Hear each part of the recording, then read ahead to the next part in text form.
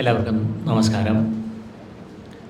Malayalam news network സംഘടിപ്പിച്ചിട്ടുള്ള ലോക പുസ്തക ദിന പരിപാടിയിലേക്ക് എല്ലാവരെയും ഹാർദമായി സ്വാഗതം ചെയ്യുന്നു. ഔപചാരികമായി തുടങ്ങുകയാണ്. ജമ്മു കാശ്മീരിൽ സംഭവിച്ചിരിക്കുന്ന ഒരു വലിയ ദേശീയ ദുഃഖം നമുക്കറിയാം. അവിടെ ഭീകരരുടെ മുന്നിൽ ജീവൻ സമർപ്പിക്കേണ്ടി വന്ന ആ ഭാരതീയർക്ക് വേണ്ടി ഒരു നിമിഷം മൗന പ്രാർത്ഥനയോടുകൂടി ഈ ചടങ്ങുകൾ ആരംഭിക്കുകയാണ്. അവിടെ ഭീകരരുടെ ആക്രമണത്തിൽ കൊല ചെയ്യപ്പെട്ടവർക്ക് അവരുടെ കുടുംബങ്ങൾക്ക് ശാന്തി അരുളുന്നു. ഈ ചടങ്ങിൽ ഉദ്ഘാടകയായിട്ട് ആദ്യം നമ്മൾ ക്ഷണിച്ചിരുന്നത് ശ്രീമതി അനുകുമാരി IAS ജില്ലാ കളക്ടറാണ്. ഒരു ദേശീയ ദുഃഖാചരണം ഉള്ളതിനാൽ അവർ എത്താൻ സാധിക്കില്ല. ഔപചാരികമായിട്ടുള്ള ഔദ്യോഗിക പരിപാടികളിൽ നിന്ന് വിട്ടുനിൽക്കേണ്ട കാര്യം അറിയിച്ചിരിക്കുന്നു. ഈ പരിപാടിയിലേക്ക് എത്തിയിട്ടുള്ള വിശിഷ്ട വ്യക്തികളെ സ്വാഗതം ചെയ്യട്ടെ. ഈ പരിപാടിയുടെ ഔപചാരികമായ ഉദ്ഘാടനം നിർവഹിക്കുന്നത് പ്രൊഫസർ ശ്രീമതി AG ഒലീന അവർകളാണ്. ദീർഘകാലം വിവിധ കലാലയങ്ങളിൽ അധ്യാപികയായിരുന്നു, എഴുത്തുകാരിയാണ്. ഇപ്പോൾ സാക്ഷരത മിഷൻ്റെ ഡയറക്ടറാണ്. ബഹുമാനപ്പെട്ട ശ്രീമതി AG ഒലീന അവർകളെ സ്വാഗതം ചെയ്യും. ഈ ചടങ്ങിൻ്റെ അധ്യക്ഷൻ ശ്രീ S ജ്യോതിഷ് ചന്ദ്രൻ അവർകളാണ്. അദ്ദേഹം ജ്യോതിഷ് ഗ്രൂപ്പ് ഓഫ് ഇൻസ്റ്റിറ്റ്യൂഷൻസിൻ്റെ ചെയർമാനാണ്. ദീർഘനാളായി അദ്ദേഹം വിദ്യാഭ്യാസ രംഗത്ത് നിലയുറപ്പിച്ചിട്ടുള്ള വ്യക്തിത്വമാണ്. ബഹുമാനപ്പെട്ട ശ്രീ ജ്യോതിഷ് ചന്ദ്രൻ അവർകളെ അങ്ങേക്ക് സ്വാഗതം. ഈ ചടങ്ങിൽ എത്തിയിട്ടുള്ള ജില്ലാ tourism promotion council secretary Shri M Sathish അവർകളാണ്. അങ്ങേക്ക് ചടങ്ങിലേക്ക് സ്വാഗതം. ഈ ചടങ്ങിലേക്ക് എത്തിയിട്ടുള്ള ഡോക്ടർ ജിനേഷ് കുമാർ എരമം, അദ്ദേഹം എക്സിക്യൂട്ടീവ് ഡയറക്ടറാണ് സ്കോൾ കേരളയുടെ. അതുപോലെ തന്നെ പുരോഗമന കലാ സാഹിത്യ സംഘടനയുടെ സംസ്ഥാന സെക്രട്ടറിയാണ്. ചലച്ചിത്ര ഗാന രചയിതാവാണ്. ഡോക്ടർ ജിനേഷ് കുമാർ ജി, അങ്ങേക്ക് സ്വാഗതം. ഈ ചടങ്ങിലേക്ക് എത്തിയിട്ടുള്ള ബഹുമാനപ്പെട്ട എഴുത്തുകാരൻ, പ്രഭാഷകൻ എന്നീ നിലയിൽ അറിയപ്പെടുന്ന ശ്രീ സുരേന്ദ്രൻ ചുനക്കര, അങ്ങേക്ക് ഈ ചടങ്ങിലേക്ക് സ്വാഗതം. ഈ ചടങ്ങിലേക്ക് എത്തിയിട്ടുള്ള എല്ലാ വിശിഷ്ട വ്യക്തികളെയും സ്വാഗതം ചെയ്യുന്നു. ഈ പരിപാടിയുടെ അധ്യക്ഷ ഭാഷണത്തിന് വേണ്ടി ബഹുമാനപ്പെട്ട ശ്രീ S ജ്യോതിഷ് ചന്ദ്രൻ അവർകളെ ക്ഷണിക്കുന്നു.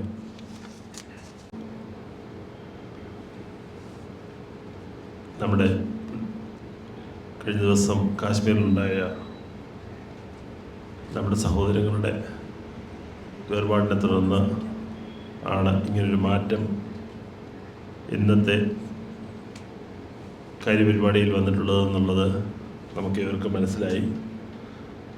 അതുകൊണ്ട് തന്നെ ജില്ലാ കളക്ടർ ശ്രീമതി അനുകുമാരി IAS മാഡത്തിൻ്റെ അഭാവത്തിൽ ഡോക്ടർ AG ഒലീന മാഡം ആണ് ഇന്നത്തെ അധ്യക്ഷരായിട്ട് വരേണ്ടിയിരുന്ന വ്യക്തിത്വമായ മാഡമാണ് ഉദ്ഘാടകയാകുന്നത്. യാദൃശ്യമായി ഞാൻ അധ്യക്ഷനുമാകുകയായിരുന്നു. ഇന്നത്തെ ഉദ്ഘാടകയായ Shrimati doctor AG Olina madam, അതുപോലെ മുഖ്യപ്രഭാഷകരായിട്ടുള്ള Shri doctor Jinesh Kumar Eramam, executive director Scole Kerala, പുരോഗമന കലാസാഹിത്യ സംഘത്തിൻ്റെ സംസ്ഥാന സെക്രട്ടറിയും ചലച്ചിത്ര ഗാനരചയിതാവുമായ ജിനേഷ് കുമാർ സാർ, എഴുത്തുകാരനും പ്രഭാഷകനുമായ സുരേന്ദ്രൻ ചുനക്കര സാർ, ചലച്ചിത്ര പ്രവർത്തകനും എഴുത്തുകാരനുമായ ശ്രീ പ്രസാദ് കണ്ണൻ സാർ, അതുപോലെ സ്വാഗതം ആശംസിച്ച അജിത് സാർ തുടങ്ങി വേദിയിലും സദസ്സിലുമുള്ള വ്യക്തിത്വങ്ങളെ, സഹോദരങ്ങളെ, ഇന്ന് നമ്മൾ ഇവിടെ കൂടിയിരിക്കുന്നത് ലോക പുസ്തക വായനാ ദിനവുമായി ബന്ധപ്പെട്ടുള്ള ഒരു പ്രോഗ്രാമിൻ്റെ ഭാഗമായിട്ടാണെന്നുള്ളത് ഏവർക്കും അറിയാം. ഇന്നത്തെ ഈ ദിവസം മറ്റൊരു പ്രോഗ്രാമായിരുന്നു നവനീത് പ്ലാൻ ചെയ്തിരുന്നതെന്ന് ഉള്ളത് എത്ര പേർക്ക് അറിയുമെന്ന് എനിക്കറിയില്ല. ഒരു ചെറിയ മാറ്റമാണ് വരുത്തിയിട്ടാണ് പേര് നമുക്ക് പുസ്തകത്തെ അഥവാ വായനയെ പ്രണയിക്കാമെന്നുള്ള രീതിയിൽ തലക്കെട്ട് മാറിയത്.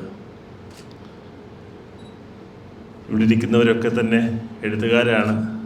എന്നാൽ ഞാനങ്ങനെ ഒരു വലിയ എഴുത്തുകാരനല്ല. അത്യാവശ്യം പലപ്പോഴും ലേഖനങ്ങൾ, വിദ്യാഭ്യാസ സംബന്ധമായ ലേഖനങ്ങൾ എഴുതാറുണ്ടെന്നുള്ളത് മാത്രമേ ഞാൻ ചെയ്യാറുള്ളൂ. ഇടയ്ക്ക് ആ ലേഖനങ്ങളുടെ ഒരു പുസ്തകരൂപം, പ്രകാശനവും നടത്തിയിട്ടുണ്ട്. ഏതായാലും ഇന്നത്തെ ഈ ചടങ്ങിലൂടെ പുതിയ തലമുറയിലെ വിദ്യാർത്ഥികളെ എത്രത്തോളം നമ്മൾ വായനയെ പ്രോത്സാഹിപ്പിക്കുക സാധിക്കും എന്നുള്ള ലക്ഷ്യമാണ് നമ്മൾ ഉദ്ദേശിക്കുന്നത് എന്ന്. അതിനായിട്ട് ഇപ്പോൾ വായന എന്നുള്ളത് പത്രവായനയോ അല്ലെങ്കിൽ മറ്റ് പുസ്തകങ്ങളായിട്ടുള്ളവ, അഥവാ ലേഖനങ്ങളാകട്ടെ, നോവലുകളാകട്ടെ, കവിതകളാകട്ടെ, മറ്റെല്ലാ ആനുകാലിക പ്രസിദ്ധീകരണങ്ങളിലുമൊക്കെ വരുന്ന വ്യത്യസ്തമായിട്ടുള്ള കലാഭിരുചിയുള്ള വായനയെ കുട്ടികൾ ഒരുപാട് അതിനെ എന്തുകൊണ്ടോ അത്രത്തോളം അങ്ങ് പരിപോഷിപ്പിക്കാറില്ല. അധ്യാപകരും മറ്റ് സമൂഹം ഒന്നാകെ അവരെ ഒരുപാട് അതിലേക്ക് കൈപിടിച്ച് കൊണ്ടുവരാനായിട്ട് പരമാവധി ശ്രമം നടക്കാറുണ്ടെങ്കിലും അതിനൊരു കുറവ് വരുന്നതായിട്ട് നമ്മൾ കാണാറുണ്ട്. എന്നാൽ അവർ വായിക്കുന്നില്ല എന്ന് ഞാനോ നമ്മളോ വിശ്വസിക്കുന്നില്ല. കാരണം അവരുടെ കൈവശമുള്ള ഇപ്പോഴത്തെ മൊബൈലുകൾ മാത്രമല്ല, ടാബും ലാപ്ടോപ്പും അതുപോലുള്ള ഇലക്ട്രോണിക് ഡിവൈസിലൂടെ മുതിർന്നവർ ഇത്രകാലം വായിച്ചതിനെക്കാട്ടിലും കാര്യങ്ങൾ ചെറിയ പ്രായത്തിൽ കുട്ടികൾ വായിക്കുകയും അറിവ് നേടിക്കൊണ്ടിരിക്കുകയും ചെയ്യുന്നു എന്നുള്ളതാണ് യാഥാർത്ഥ്യം എന്നാണ് എന്നെ സംബന്ധിച്ച് മനസ്സിലാക്കുവാൻ സാധിച്ചിട്ടുള്ളത്. തീർച്ചയായിട്ടും കുട്ടികൾ വളരെ അപ്ഡേറ്റഡ് ആണ്. അല്ലാതെ നമ്മളാണൊരു പക്ഷേ ഔട്ട്ഡേറ്റഡ് ആണെന്ന് പറയേണ്ടി വരിക. കുട്ടികളെപ്പോലെ ഒരിക്കലും അപ്ഡേറ്റ് ആകാൻ മുതിർന്നവർക്ക് കഴിയാതെ വരുന്നുണ്ടെന്നുള്ളതാണ് യാഥാർത്ഥ്യം. അവർ വായിക്കേണ്ട ആവശ്യമുള്ളവ വായിക്കുന്നു എന്നുള്ളതിൽ ഉള്ള ഒരു വേർതിരിവ് മാത്രമേ ഉള്ളൂ. അവർക്ക് ആവശ്യം എന്താണോ, ഓരോ പ്രായത്തിനനുസരിച്ച് കുട്ടികൾക്ക് എന്തൊക്കെയാണോ അവർ മനസ്സിലാക്കിയിരിക്കേണ്ടത്, എന്തൊക്കെയാണോ അവർ അറിവ് വർദ്ധിപ്പിക്കുവാനായിട്ട് നേടിയെടുക്കേണ്ടത്, അത് ഈ ഡിജിറ്റൽ യുഗത്തിൽ അത് ആർട്ടിഫിഷ്യൽസിനെ കുറിച്ചാകട്ടെ, അതല്ല മൾട്ടിമീഡിയയെക്കുറിച്ചാകട്ടെ, അല്ലെങ്കിൽ ഗ്രാഫിക്സിനെ കുറിച്ചാകട്ടെ, അല്ലെങ്കിൽ മറ്റ് വിഷ്വൽ ആയിട്ടുള്ളവയും അതുപോലെ തന്നെ എല്ലാ മീഡിയയും കുട്ടികളെ സംബന്ധിച്ച് വളരെ ഈസിയായിട്ട് അവർ കൈകാര്യം ചെയ്യുവാനായിട്ടെന്ന് സ്വയം അറിവ് ആർജിച്ചെടുത്തുകൊണ്ടാണ് അവർ അവസ്ഥയിൽ നിന്നും നമ്മുടെ പ്രകൃതിയുടെ മണ്ണിലേക്ക് അവർ ജനിക്കുന്നത് തന്നെ. അതുകൊണ്ട് തന്നെ അവരുടെ കൈവശം കിട്ടുന്ന ഇത്തരത്തിലുള്ള ഇലക്ട്രോണിക് ഡിവൈസ് ഏതും വളരെ ഭംഗിയായിട്ട് കൈകാര്യം ചെയ്യുന്നതിന് മറ്റ് പ്രൊഫഷണൽ ക്വാളിഫിക്കേഷൻസ് ഒന്നും അവർക്ക് വേണ്ടി വരുന്നില്ല എന്നുള്ളതാണ് സത്യം. പ്രൊഫഷണൽ ക്വാളിഫിക്കേഷൻസൊക്കെ നേടിയിട്ടുള്ള വളരെ വിദഗ്ധരായിട്ടുള്ള കമ്പ്യൂട്ടർ എക്സ്പേർട്സ് പോലും ചെറിയ പ്രായത്തിലുള്ള കുട്ടികളുടെ മുന്നിൽ പലപ്പോഴും നിഷ്പ്രഭരാകുന്നതൊക്കെ ഞങ്ങളെപ്പോലുള്ളവർ സ്കൂളുകളിൽ കാണാറുണ്ട്. അധ്യാപകർ പോലും വാസ്തവത്തിൽ കുട്ടികളുടെ മുന്നിൽ നിഷ്പ്രഭരാകുന്ന രീതിയിൽ ഉള്ള അറിവും കഴിവും കുട്ടികൾ പല രൂപത്തിൽ അവർ ആർജിച്ചെടുക്കുന്നുണ്ടെന്നുള്ളത് യാഥാർത്ഥ്യമാണ്. എന്നാൽ പുസ്തകങ്ങൾ തീർച്ചയായിട്ടും കുട്ടികൾ പുസ്തക രൂപത്തിലുള്ള അവ തന്നെ വായിക്കുമ്പോൾ നമ്മളുടെ ഇന്നും നമ്മൾ നൊസ്റ്റാൾജി എന്നൊക്കെ പറയുന്ന രീതിയിൽ നമ്മളുടെ ആ പുതിയ പുസ്തകങ്ങൾ കയ്യിലെടുക്കുമ്പോഴും തുറക്കുമ്പോഴും ഒക്കെ ഉണ്ടാകുന്ന അതിൻ്റെ ഗന്ധം, അല്ലെങ്കിൽ അതിൽ നിന്ന് കിട്ടുന്ന നല്ല ഒരു അനുഭൂതിയും ഒരു സൗഹൃദമായിട്ടുള്ളൊരു ആത്മബന്ധവുമൊക്കെ പുസ്തകങ്ങളിലൂടെ നമ്മൾ നേടി അതിൻ്റെ എഴുത്തുകാരിലേക്ക്, ഇവിടെ എഴുത്തുകാരാണ് പലരും ഇരിക്കുന്നവർ.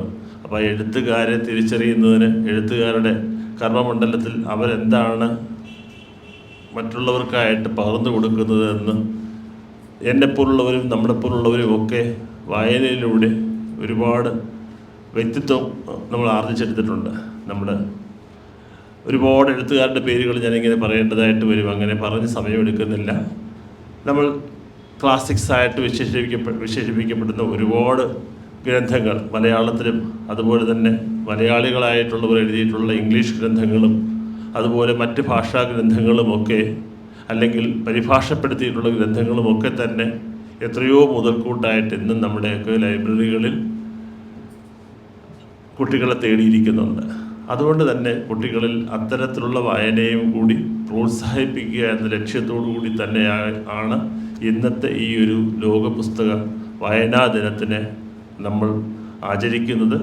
അത് വരുന്ന ആളുകൾ തീർച്ചയായിട്ടും ഇത് വിദ്യാലയങ്ങളിലേക്ക്, കലാലയങ്ങളിലേക്ക് ഈ എഴുത്തുകാരിലൂടെ, ഇതിൻ്റെ സംഘാടകരിലൂടെ എത്തിക്കാൻ നമുക്ക് സാധിക്കട്ടെ.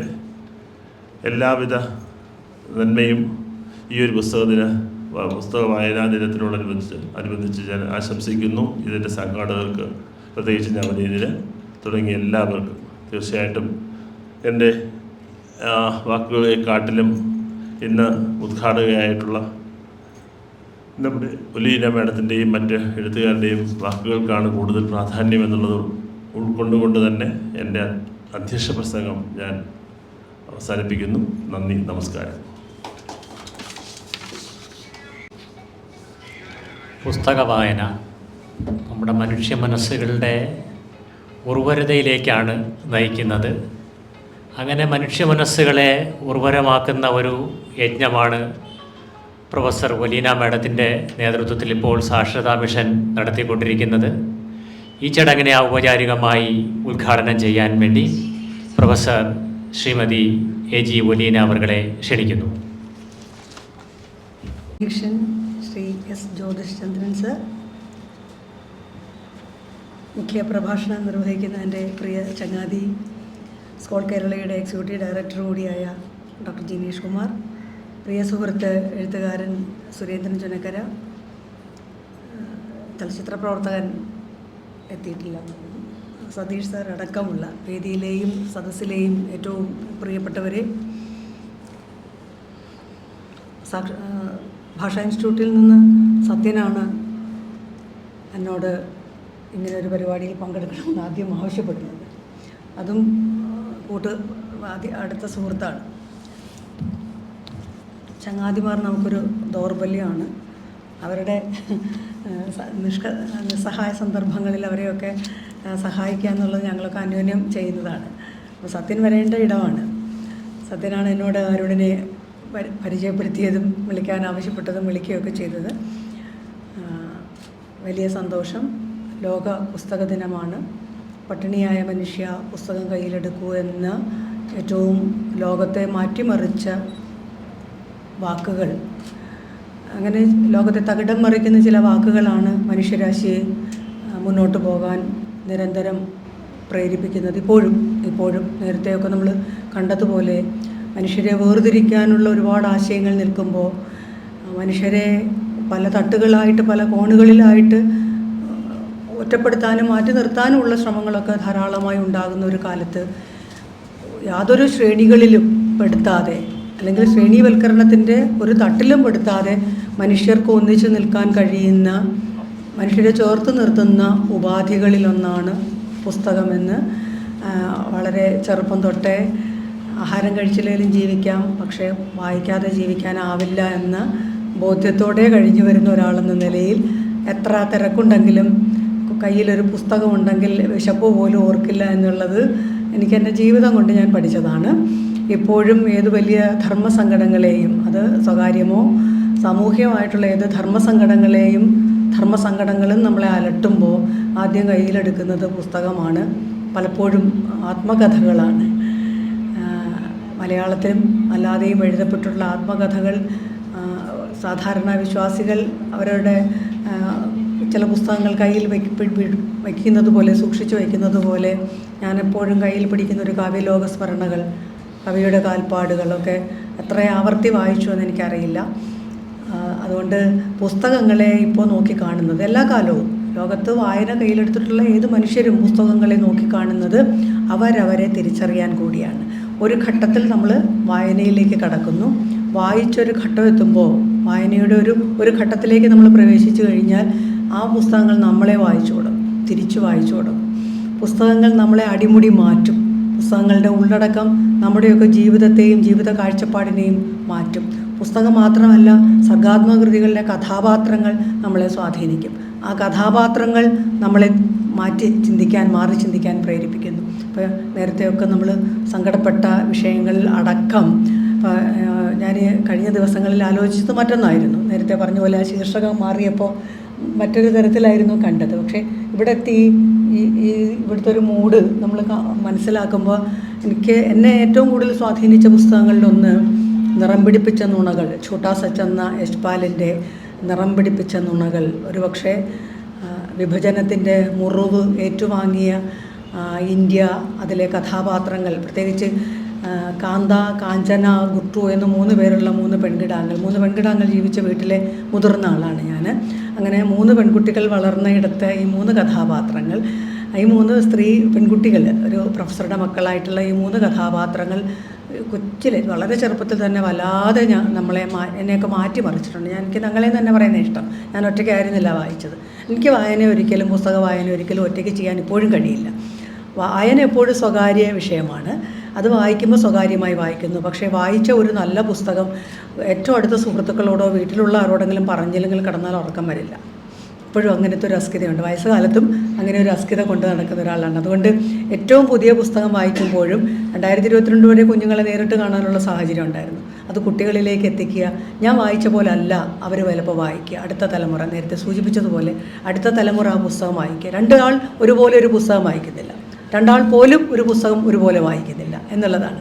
അതുകൊണ്ട് ഛോട്ടാ സച്ച് എന്ന യശ്പാലിൻ്റെ വിഖ്യാത കൃതി എനിക്ക് തോന്നുന്നു 10ഓ 20ഓ തവണയിൽ കൂടുതൽ ഞാൻ വായിച്ചിട്ടുണ്ട്. വലിയ ബൃഹത്തായൊരു പുസ്തകം. തീർച്ചയായിട്ടും ജിനേഷ് വായിച്ചിട്ടുണ്ടെന്ന് എനിക്കറിയാതെ. പക്ഷേ ഓരോ വായനയിലും, ഓരോ വായനയിൽ ആവർത്തിച്ചിട്ടുള്ള പിന്നീട് എപ്പോഴും വായിക്കുമ്പോഴും വല്ലാത്ത മുറിവുകൾ ഉണ്ടാകുന്നു. ചില പുസ്തകങ്ങൾ നമ്മളെ മറ്റു ചില പുസ്തകങ്ങളിലേക്ക് നയിക്കും. എനിക്ക് നിറം പിടിപ്പിച്ച നുണകൾ എന്ന വിവർത്തന പുസ്തകം പിന്നീട് എന്നെ നയിച്ചത് നകുലിൻ്റെ നോട്ട് പുസ്തകം എന്ന സൈമൺ ബ്രിട്ടോയുടെ പുസ്തകമാണ്.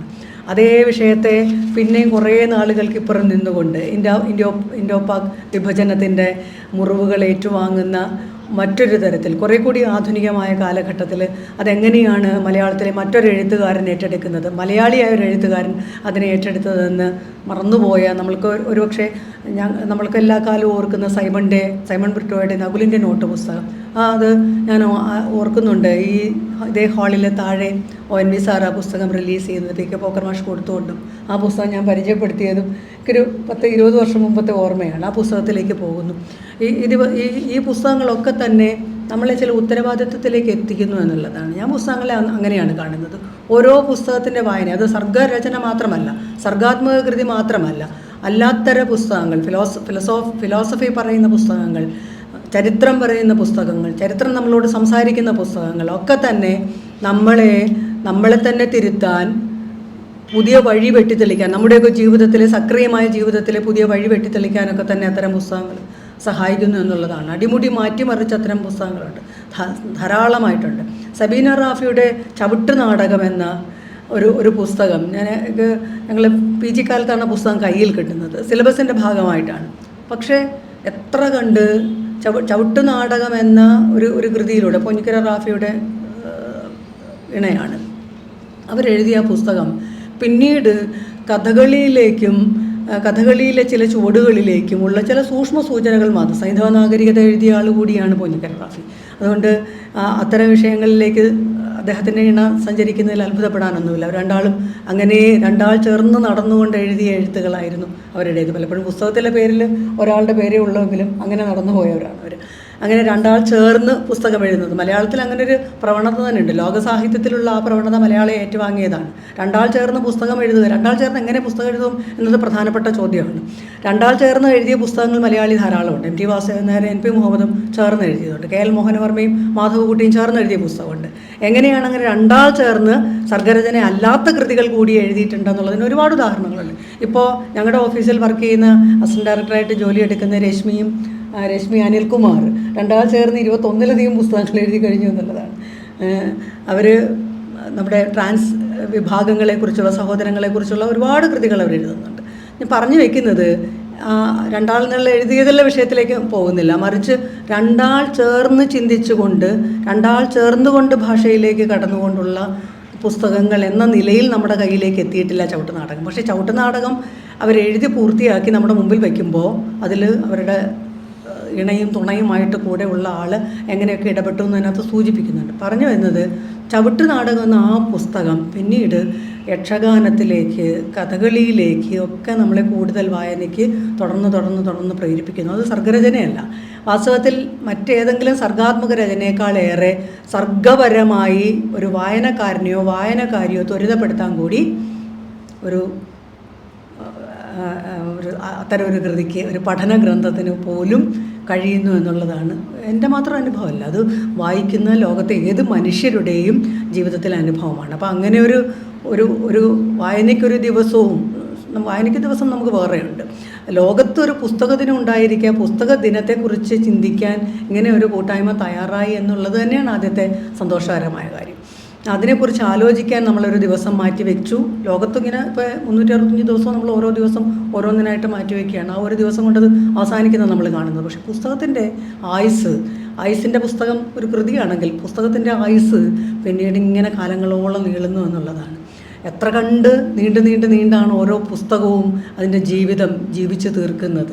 മനുഷ്യരവരെ ജീവിക്കുന്ന വർഷവും വർഷിക്കുന്ന ജീവിതവും ചേർത്ത് നോക്കാൻ വളരെ എളുപ്പമാണ്, ആക്കത്തൂക്കങ്ങളിൽ എടുക്കാൻ വളരെ എളുപ്പമാണ്. പക്ഷെ ഒരു പുസ്തകം അത് നിർമ്മിച്ചെടുക്കുന്ന അറിവിൻ്റെ ലോകം പിന്നീട് അവരവരെ തിരുത്താനും അവരവരെ പരിഷ്കരിക്കാനും നമ്മളെ ഓരോരുത്തരെയും പരിഷ്കരിക്കാനും ഒക്കെ ഓരോ പുസ്തകത്തിൽ ഉള്ളടക്കം ചെയ്തിട്ടുള്ള, സംഭരിച്ചു വെച്ചിട്ടുള്ള, നമ്മൾ കാണാതെ പോകുന്ന അറിവുകളിലേക്ക് പിന്നീടാണ് അന്വേഷണങ്ങളിലേക്ക് പോകുന്നത്. അതുകൊണ്ട് ആഫ്ര ബെൻ എന്നൊരു എഴുത്തുകാരിയെക്കുറിച്ച് നമ്മൾ കേൾക്കുന്നത് വളരെ പിന്നീട് മാത്രമാണ്.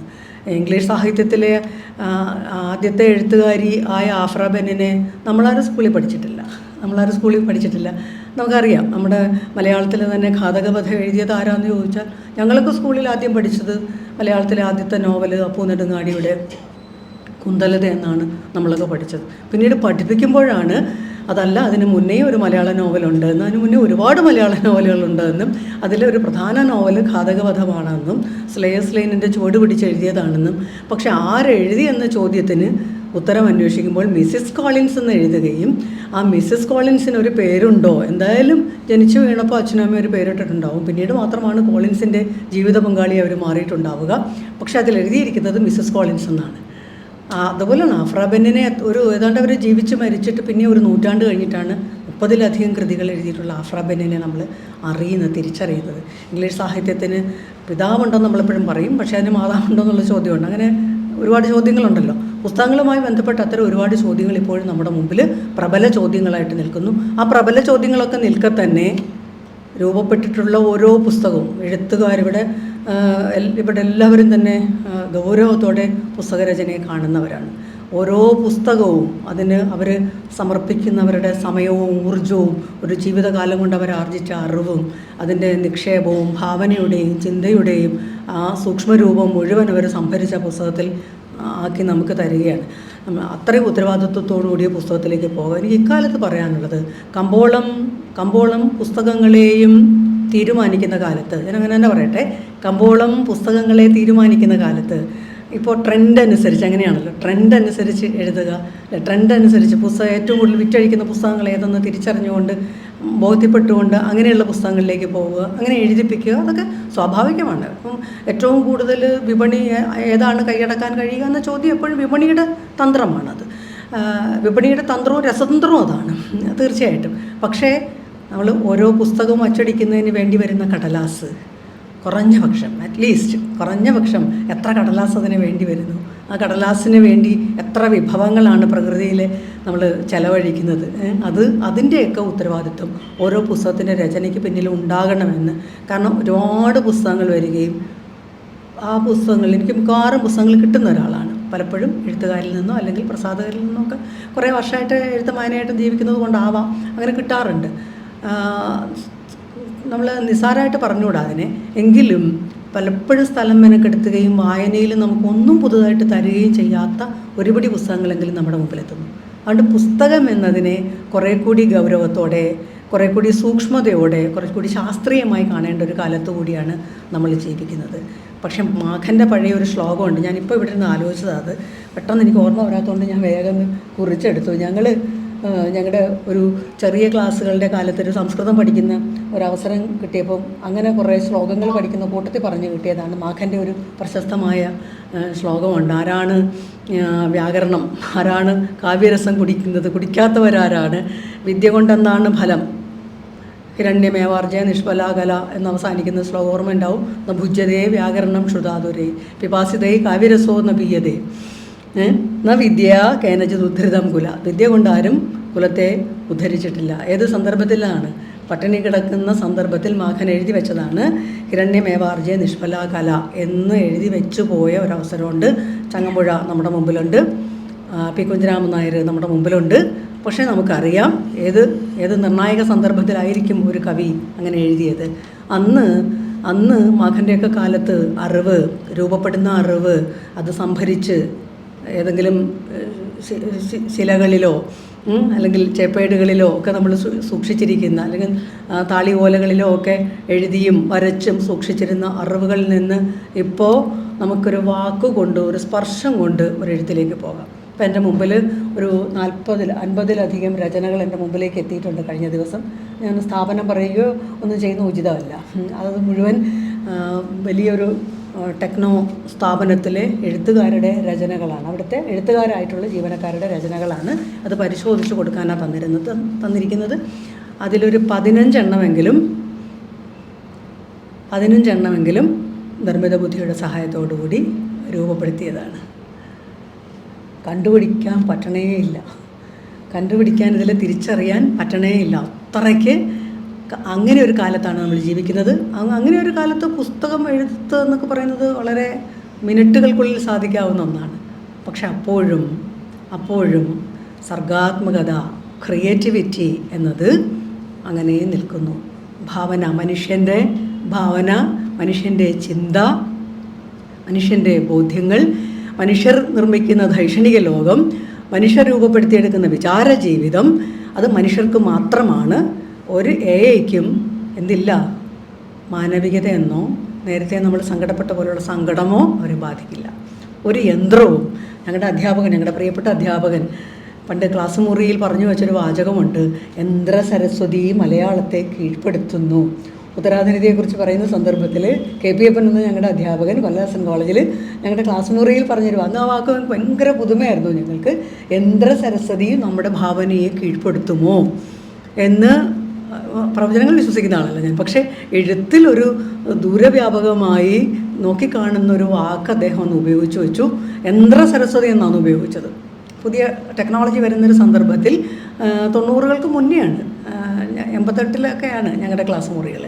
ആ സമയത്താണ് ഞങ്ങളുടെ PG ക്ലാസ് മുറികളിലാണ് ഇങ്ങനെയൊരു സൂചന, യന്ത്ര സരസ്വതി മലയാള ഭാവനയെ കീഴ്പ്പെടുത്തുമോ എന്ന് ക്ലാസ് മുറിയിൽ ചോദിച്ചൊരു ചോദ്യം പിന്നീട് ലേഖനമായിട്ട് മാതൃഭൂമിയിൽ അച്ചടിച്ച് വരികയും പിന്നീട് നമുക്ക് ഒരുപാട് വിവേകശാലിയായ വായനക്കാരൻ എന്ന പുസ്തകത്തിലടക്കം നമ്മളിപ്പോൾ വായിക്കുന്നുണ്ട്. പക്ഷെ ഇപ്പോൾ നമ്മൾ കാണുന്നത് പുസ്തകം എന്നത് നമ്മൾ നേരത്തെ പറഞ്ഞ പോലെ വിശക്കുന്ന മനുഷ്യ നീ പുസ്തകം കയ്യിലെടുക്കൂ എന്ന് പറഞ്ഞതും അതേസമയം തന്നെ ഹിരണ്യമേവാർജയ നിഷ്ഫലാകല എന്ന് മാഘൻ സൂചിപ്പിച്ചൊരു സൂചനയും, ഇത് രണ്ടും ഒരുപോലെ തിരിച്ചറിയേണ്ടുന്ന, അത്രമാത്രം ഉത്തരവാദിത്വത്തോടെ നിർവഹിക്കേണ്ടെന്നാണ് പുസ്തകങ്ങളുടെ ഉള്ളടക്കം എന്ന് വായനക്കാരുടെ പക്ഷത്ത് നിന്നുകൊണ്ട് മാത്രം പുസ്തകത്തെ നോക്കിക്കാണുന്ന ഒരാളെന്ന നിലയിൽ മറുഭാഗമുണ്ട്. ഞാൻ അതിലേക്ക് കടക്കുന്നില്ല. അതിൽ നല്ല രചനകൾ നിർവഹിക്കുന്ന ആളുകളാണ് ഇവിടെ ഇരിക്കുന്നത്. അവരതിൻ്റെ ഉള്ളടക്കത്തിലേക്ക് പോകും. ഞാനൊരു വായനക്കാരി എന്ന നിലയിൽ ഈ ദിവസം പുസ്തകത്തെ ഓർക്കുമ്പോൾ എന്നെപ്പോലെ ഒരുപാട് പേരുടെ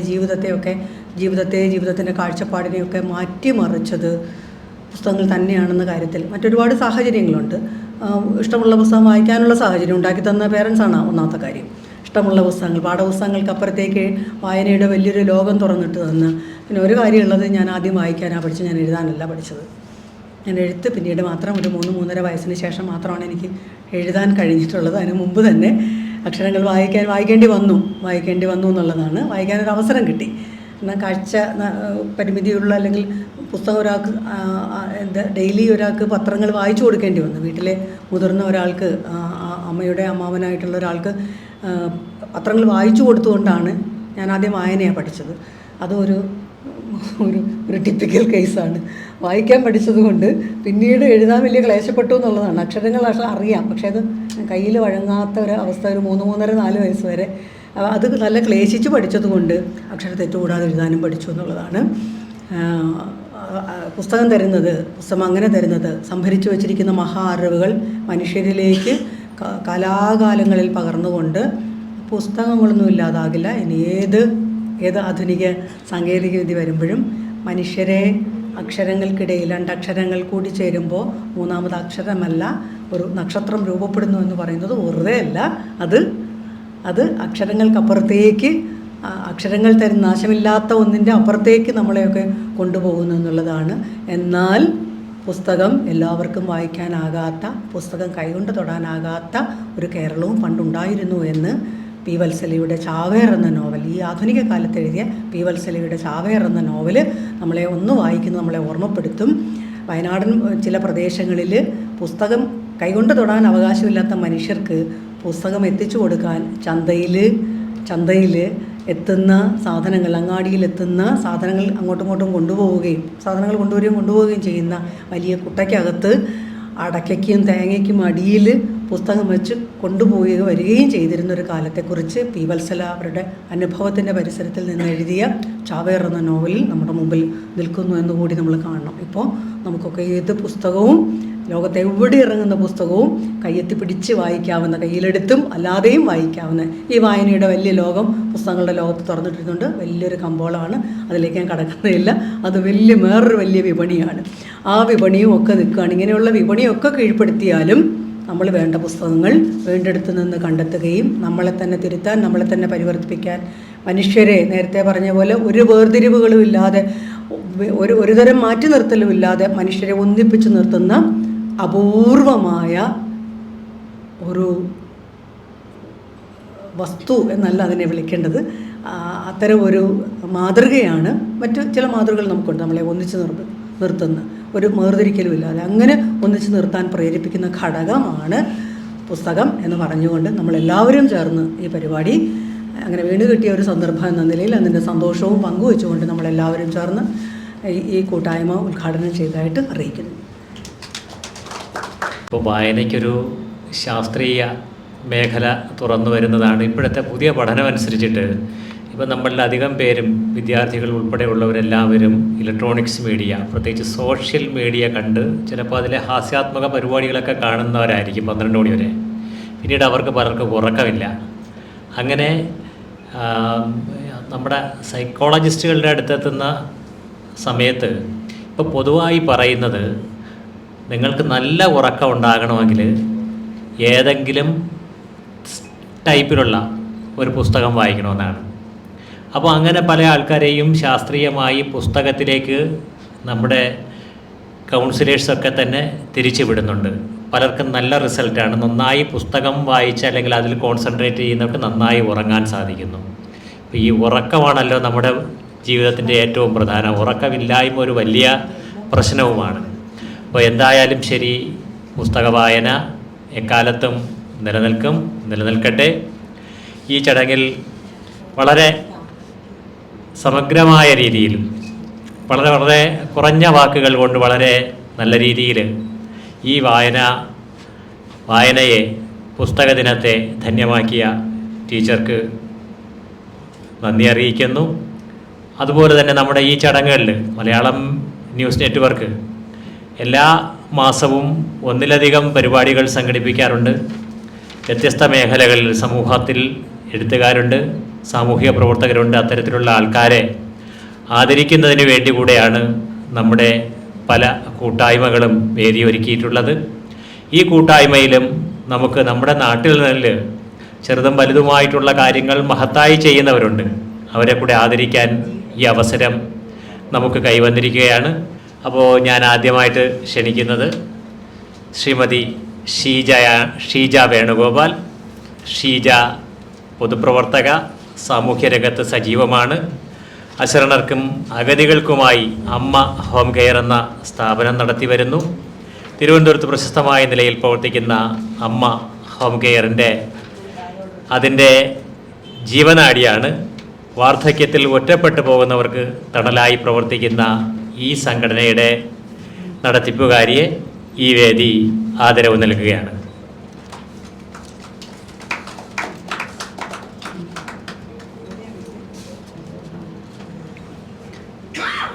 അടുത്തതായി ഈ വേദിയിലേക്ക് ശ്രീ രഞ്ജിത് രാജൻ അവറുകളെ ക്ഷണിക്കുന്നു. അദ്ദേഹം ആരുമില്ലാത്തവർക്കും അതുപോലെ തന്നെ സാധാരണക്കാർക്കുമായിട്ടുള്ള കുറഞ്ഞ നിരക്കിൽ ആംബുലൻസ് സർവീസ് നടത്തി വരുന്നു. രഞ്ജിത്ത് ആംബുലൻസിൻ്റെ നടത്തിപ്പുകാരനാണ്. സാമൂഹ്യ സേവന രംഗത്തെ അദ്ദേഹത്തിൻ്റെ ഉദാത്തമായ മാതൃകയ്ക്ക് ഈ വേദി ആദരം നൽകുന്നു.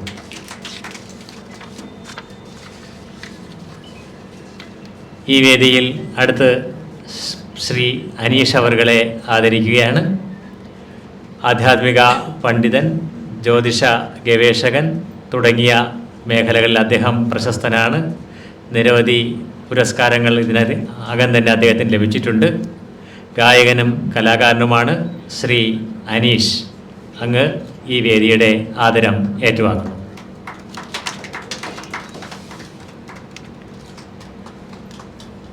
അടുത്തതായിട്ട് ഡോക്ടർ ശ്രീ അബ്ദുൾ സലാം. കല, സാഹിത്യ, സാംസ്കാരിക രംഗത്തെ പ്രവർത്തനത്തോടൊപ്പം ബിസിനസ്സും സാമൂഹ്യ കാരുണ്യ പ്രവർത്തനവും ഒരുപോലെ കണ്ണുചേർത്ത് കൊണ്ടുപോകുന്നു. ഡോക്ടർ ശ്രീ അബ്ദുൾ സലാം, അങ്ങേക്ക് ഈ വേദിയുടെ ആദരം. അദ്ദേഹത്തിൻ്റെ മകനാണ് ഈ വേദിയുടെ ആദരം ഏറ്റുവാങ്ങുന്നത്. അടുത്തതായിട്ട് സത്യാന്വേഷണ ചാരിറ്റബിൾ ട്രസ്റ്റിനാണ് ഞങ്ങൾ ആദരം നൽകുന്നത്. പേയാട് മിണ്ണങ്ങോട് ആസ്ഥാനമാക്കി പ്രവർത്തിക്കുന്ന സംഘടനയാണിത്. വയോജനങ്ങളുടെ ക്ഷേമത്തിന് വേണ്ടിയുള്ള പ്രവർത്തനം, തൊഴിൽ പരിശീലനം തുടങ്ങിയവ നടത്തുന്നു. സ്ത്രീ ശാക്തീകരണ പ്രവർത്തനത്തെ മുൻനിർത്തിയാണ് ഈ വേദി അദ്ദേഹത്തിന് ആദരം നൽകുന്നത്. അടുത്തത് ശ്രീ മുഹമ്മദ് ഷമീറാണ്. അദ്ദേഹം ബോഡി ബിൽഡറാണ്, റെസ്ലിംഗ് ചാമ്പ്യനാണ്. ഈ റെസ്ലിംഗ് മേഖലയിൽ നിരവധി പുരസ്കാരങ്ങൾ നേടിയിട്ടുണ്ട്. മുഹമ്മദ് ഷമീറിന് വേണ്ടി സഹോദരി ഈ പുരസ്കാരം ഏറ്റുവാങ്ങുകയാണ്.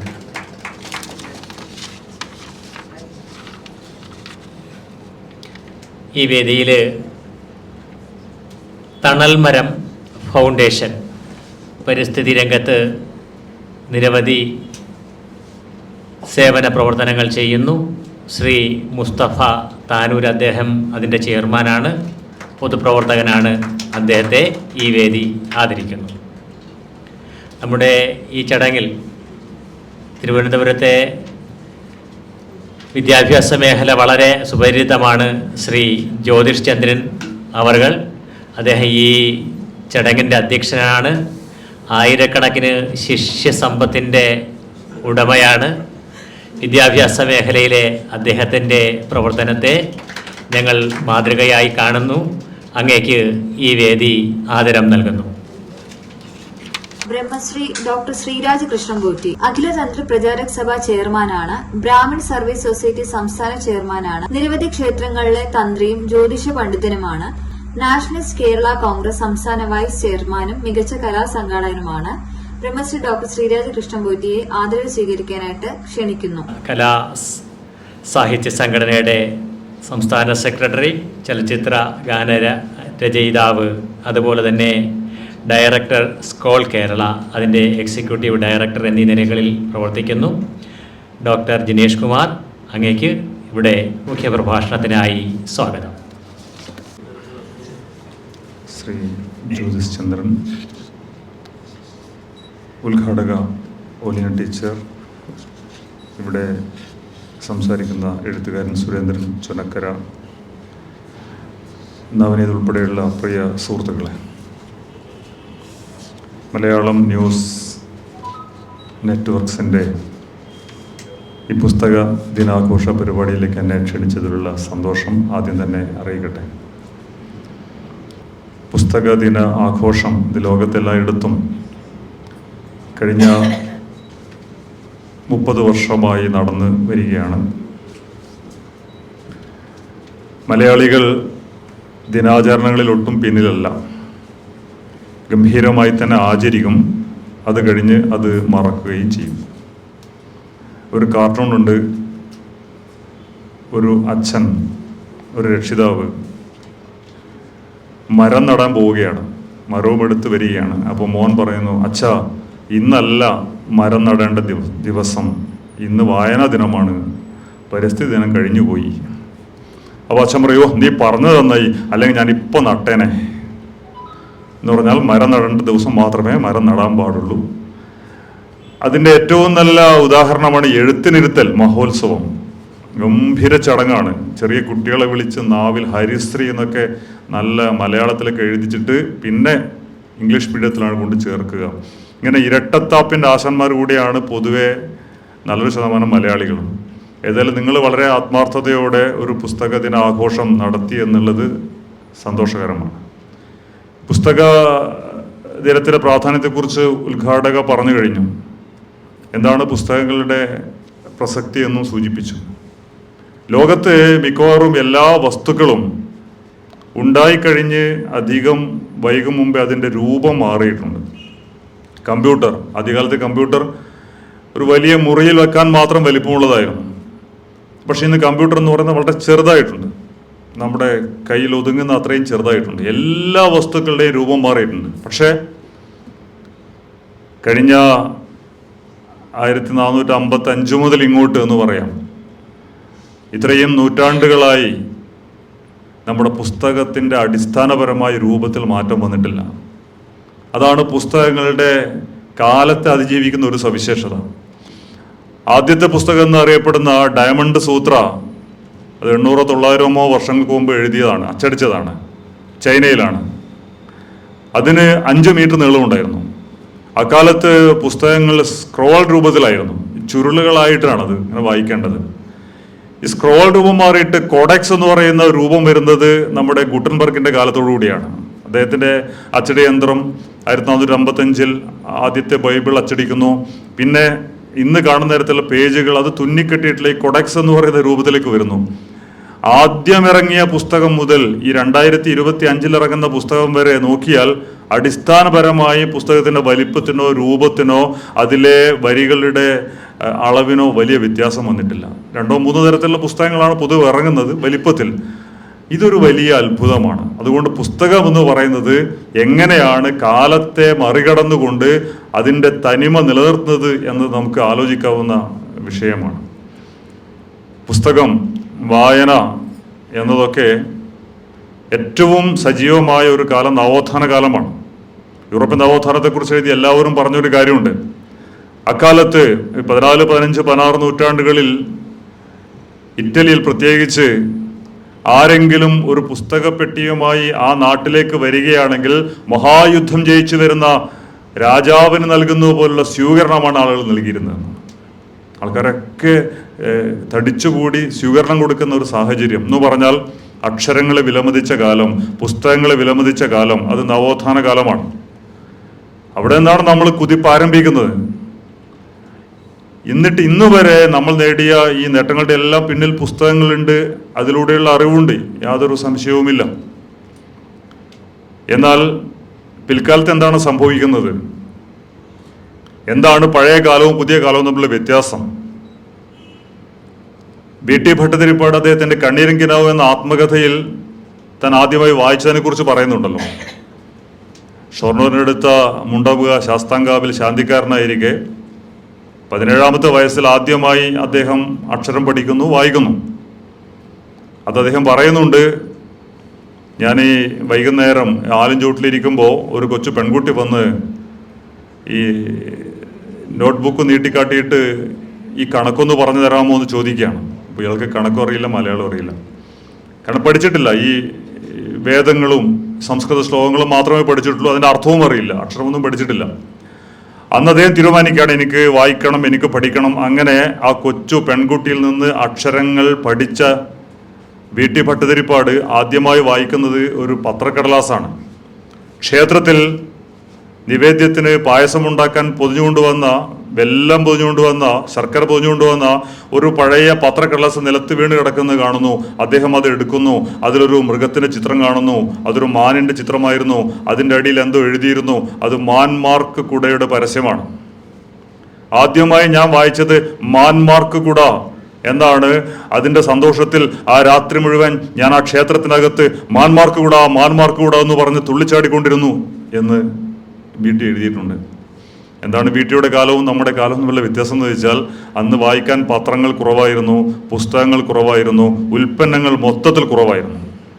ഉൽപ്പന്നങ്ങൾ വളരെ കുറഞ്ഞൊരു കാലം. അതുകൊണ്ടാണ് ഇന്ദുലേഖയിൽ പറയുന്നത്, ചെരുപ്പിട്ടതിൻ്റെ പേരിൽ ഒരു അമ്മാവൻ മരുമകനെ അടിക്കുന്നു. കാരണം ചെരുപ്പ് എല്ലാവർക്കും ഇടാൻ പാടില്ല. ഒരു തുണി വാങ്ങിയാൽ, ഒരു മുണ്ട് വാങ്ങിയാൽ അത് കീറിക്കഴിഞ്ഞാൽ പിന്നെയും തുന്നി എത്രയോ കാലം ഉപയോഗിച്ചിരുന്ന മനുഷ്യർ. ഒരു പേന വാങ്ങിയാൽ, പഴയ മഷിപ്പേനയാണ്, അതിൻ്റെ നിബ് മാറ്റി, അതിൻ്റെ ടങ് മാറ്റി എത്രയോ കാലം ഉപയോഗിച്ചിരുന്ന മനുഷ്യർ ഈ ഉൽപ്പന്നങ്ങളെ സ്വന്തം കുട്ടികളെപ്പോലെ കണ്ടിരുന്ന ഒരു കാലം ഉണ്ടായിരുന്നല്ലോ. ഉൽപ്പന്നങ്ങൾ കുറവായിരുന്നു ആ കാലത്ത്. അങ്ങനെയുള്ള കാലത്താണ് VT വായിച്ചത്. അന്ന് ഈ കീറിപ്പറഞ്ഞ പത്രക്കടലാസ് മാത്രമേ വായിക്കാനുണ്ടായിരുന്നുള്ളൂ. ഇന്നങ്ങനെയല്ല. ഉൽപ്പന്നങ്ങളുടെ പ്രളയമാണ്, എല്ലാ ഉൽപ്പന്നങ്ങളുടെയും പ്രളയമാണ്. നമുക്ക് ആവശ്യമുള്ളതിൻ്റെ ആയിരക്കണക്കിന് ഇരട്ടി ഉൽപ്പന്നങ്ങൾ നമ്മുടെ നാട്ടിൽ തന്നെയുണ്ട്. ഒരുപക്ഷെ നമ്മുടെ വീട്ടിൽ തന്നെ ഒരുപാട് ഉൽപ്പന്നങ്ങൾ ആവശ്യമില്ലാത്തതുണ്ട്. ഉൽപ്പന്നങ്ങളുടെ പ്രളയം വരുമ്പോൾ എന്താണ് സംഭവിക്കുന്നത്? എല്ലായിടത്തും പത്രങ്ങൾ, എല്ലായിടത്തും മാസികകൾ, എല്ലായിടത്തും പുസ്തകങ്ങൾ, എല്ലാ ലൈബ്രറിയിലും നിറഞ്ഞു കവിയുന്ന പുസ്തകങ്ങൾ. പക്ഷേ വായിക്കാനുള്ള മനസ്സില്ല. പണ്ട് മനസ്സുണ്ട്, ഉൽപ്പന്നങ്ങളില്ല. ഇത് ഉൽപ്പന്നങ്ങളുണ്ട്, മനസ്സില്ല.